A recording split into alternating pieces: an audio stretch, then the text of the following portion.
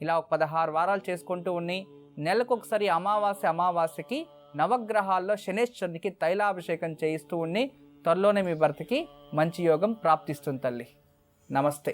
కవిత గారు విన్నారు కదా, గురూజీ చెప్పింది పాటించండి, తప్పకుండా శుభం జరుగుతుంది. గురూజీ మంచి విచారాలు తెలియజేస్తున్నారు. అంటే మంచి విచారాలు అనే కంటే ఇక్కడ నమ్మకం అనేది గొప్పది. నమ్మకంతో చేస్తే ఏదైనా చెయ్యగలము, నమ్మకంతో చేస్తే ఏదైనా జరుగుతుంది. నమ్మకంతో భగవంతుని నమ్మి ఇది జరుగుతుంది అని చేస్తే ఖచ్చితంగా జరుగుతుంది. ఆ నమ్మకం అనేది దృఢపడి ఉండాలి. ఇంట్లోనూ అంతే, నమ్మకంతో భగవంతుని పూజిస్తే ఖచ్చితంగా మనకు మంచి చేస్తాడు.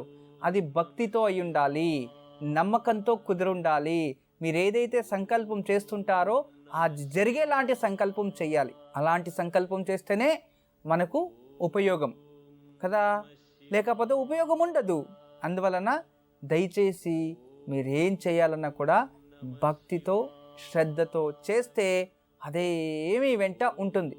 దేవుడు అంతే, మనకి భగవంతుడు నాకు అది కావాలి, ఇది కావాలి, ఇంకోటి కావాలి అలా ఏం అడగలేదు. మనమే భగవంతుని అడుగుతున్నాం, నాకు అది కావాలి, ఇది కావాలి, నాకు ఆస్తి కావాలి, అంతస్తు కావాలి, బంగ్లా కావాలి, భార్య కావాలి, పిల్లలు కావాలి, నాకు 100 ఎకరాల భూమి కావాలి, వదిలితే 1000 ఎకరాలు కావాలి, ఇంకా ఉంటే ఒక బ్రహ్మాండమే నాదైపోవాలి. ఇది మనిషి ఆశ. ఏం చేసేది? ఆశకు కూడా ఒక హితిమితి అని ఉండాలి. అప్పుడే జీవితంలో అతను మానవుడు అనిపించుకుంటాడు, లేకపోతే రాక్షసుడు అనిపించుకోవాల్సి వస్తుంది.